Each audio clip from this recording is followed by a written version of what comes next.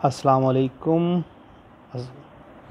नाज़रीन, मेरा नाम डॉक्टर रियाज़ुद्दीन है। मैं आपके सामने अमराज़ बौल या पेशाब के अमराज़ के हवाले से एक सीरीज़ लेकर आया हूँ। उसके प्रोग्राम में आज का जो हमारा टॉपिक है वह यूरीमिया है। नाज़रीन, आपको पता है कि अगर पेशाब की अमराज़ पेशाब की बात हो, यूरिनरी डिजीज़ की बात हो और यूरीमिया की बात ना हो तो मर्ज़ या हमें टॉपिक समझ ही नहीं आएगा। यूरीमिया में खून ज़हर आलूद हो जाता है क्योंकि पेशाब के जहरीले मादे इसमें जज़ब हो जाते हैं। अब जब ये सब कुछ हो जाता है तो फिर हज़ियान और तशन्नुज की कैफियत मरीज़ में पैदा होनी शुरू हो जाती हैं और बेहोशी की अलामत सामने होती हैं।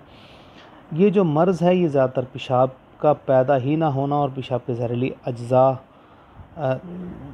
या समझ लें कि पेशाब में जहर पैदा हो जाना, मसाने में पेशाब का रुके रहना, अमराज़ गुर्दों और मसानों की दरमियानी नालियों में रुकावट का होना, इसकी वजह से होता है। इस मर्ज़ में खून ज़हर आलूद हो जाता है क्योंकि पेशाब के जहरीले मादे इसमें जज़ब हो जाते हैं।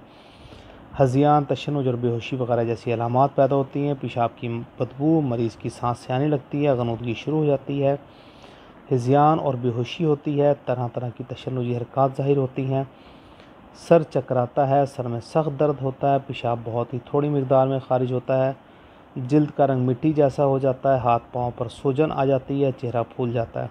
अगर हम तशख़ीस की बात करें तो खून का इम्तहान, पेशाब का इम्तहान, गुर्दों का अल्ट्रासाउंड, सीरम यूरिया और सीरम क्रिएटिनिन करवाया जाता है। नॉर्मली सीरम यूरिया और सीरम क्रिएटिनिन बढ़ा हुआ होता है और अकेले ये दोनों टेस्ट भी मर्ज़ की तशख़ीस के लिए काफ़ी साबित हो सकते हैं, लेकिन कई मरतबा पेट के अल्ट्रासाउंड में पता चलता है कि मरीज़ को क्रॉनिक रीनल फेलियर है जिसके बायस यूरीमिया का मर्ज़ लाहक हुआ है। अच्छा, इस मर्ज़ के अंदर क्योंकि ये मर्ज़ कई दफ़ा शिद्दत इख्तियार कर लेता है तो टेस्ट बार बार करवाने पड़ते हैं, इसलिए RFT आपको बार बार करवाना पड़ सकता है। ब्लड यूरिया, सीरम यानी कि सीरम यूरिया और क्रिएटिनिन अगर ये मेंटेन और बरकरार रहें तो इस मर्ज़ से निजात हासिल की जा सकती है। नॉर्मली 1.2 से नीचे क्रिएटिनिन रहे और 50 से नीचे ब्लड यूरिया रहे तो ये मर्ज़ काबू में आ जाता है। अगर हम अद्वियात की बात करें तो पेशाब में हर बार जहर का होना या मुसलसल अज़ियत का एहसास होना, बेचैनी के साथ पेशाब का दब जाना, चेहरा और आंखें अगर सुर्ख हों तो इसके अंदर सबसे शानदार दवाई कैंथरस हो सकती है। दूसरा, अगर गुर्दों में इज्तिमा खून के इब्तदाई मराहिल में अगर दवाई दे दी जाए यानी कि टेरीबिंथिया तो मर्ज़ को कमा हक़्क़हू ख़त्म करवा सकता है। पेशाब की नाली के साथ कमर के दर्द के हमरा पेशाब खून आलूद होता है। नाज़रीन, टेरीबिंथिया अमराज़ पेशाब में बार बार डिस्कस की जाएगी और आप हैरान कुन तौर पर इसके रिज़ल्ट को देखेंगे, मुलाहिज़ा करेंगे।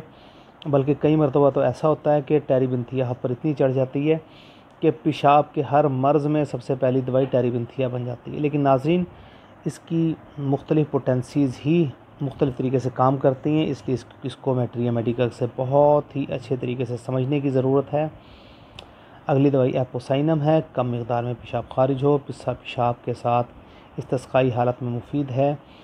नाज़रीन, एक और दवाई जो बहुत शानदार है वो है क्यूपरम आर्स, ब्लड यूरिया और क्रिएटिनिन कम करने की मुफीद तरीन दवा है। कंपाउंड रेमेडी की बात करें तो क्यूपरम आर्स, हेलीबोरस और टेरीबिंथिया इसमें बहुत ही शानदार तरीके से काम करती हैं, मर्ज़ को मुकम्मल तौर पर निजात दिलवा सकती हैं। लेकिन नाज़रीन, यूरीमिया के अंदर पेशाब में क्योंकि इन्फेक्शन बहुत ज़्यादा पैदा हो रही होती है तो पेशाब को पैदा होने से रोकने के लिए और पेशाब जितनी मिकदार में बन रहा है उतना खारिज होने के लिए पानी की मिकदार को मॉनिटर करना बहुत ज़रूरी है। खून पेशाब को रोकने में जो सबसे बड़ा किरदार हो सकता है वो प्रोटीन्स का हो सकता है, तो आप कोशिश कीजिएगा कि ऐसी तमाम खुराकों से इस्तेमाल करें जो जिस्म में प्रोटीन की मिकदार को बढ़ा रही हों। यानी आप आसान लफ्ज़ों में कह लें कि जो चीज़ें ब्लड यूरिया और क्रिएटिनिन को बढ़ाती हैं वो यूरीमिया की शिद्दत को भी बढ़ा देती हैं, हत्ता कि हमारे गुर्दे ही बेकार हो जाते हैं। तो आप कोशिश कीजिएगा कि वो तमाम चीज़ें इस्तेमाल ना करें जो ब्लड यूरिया और क्रिएटिनिन को बढ़ाएं। उनमें हमने अर्ज़ किया आपसे बारीक दानों वाली सब्ज़ियाँ जैसे टमाटर, शिमला मिर्च, लाल मिर्च, बैंगन वगैरह और हर किस्म का गोश्त।